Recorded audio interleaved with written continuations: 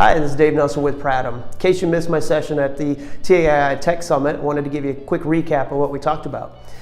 So one of the problems that we have is two of the key pieces of legislation that we use to talk about privacy and digital ethics within the context of U.S. law were both written in the early 1980s or mid-1980s. The Electronic Communications Privacy Act, ECPA, and the Computer Fraud and Abuse Act, CFAA, were both written, and the world was very different at that point in time. What a protected computer was, the size of networks, all of those things are vastly different than what they are today. We didn't have the internet as we know it. We didn't use cloud services as we know it.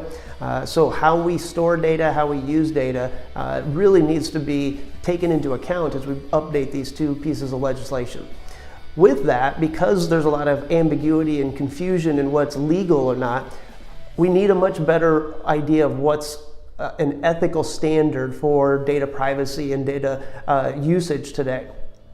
One of the things that I really extolled people to do was to get involved, talk to their senators, talk to their Congress people about what is required for digital privacy in today's world. What are we expecting? How are we using data? There's a lot of apathy today, especially amongst us here in North America and especially within the United States about getting involved in some of these types of discussions and policy direction. I really think that we all need to be better involved in this. One of the things that you look at is how data privacy and the thoughts around that has changed within the European Union over the last 15 years. In the US, we've got a very narrow definition of what privacy is. When you look at it from an EU perspective, it's a very wide and very broad definition. We have to begin to understand what do we want to do and where do we want to go.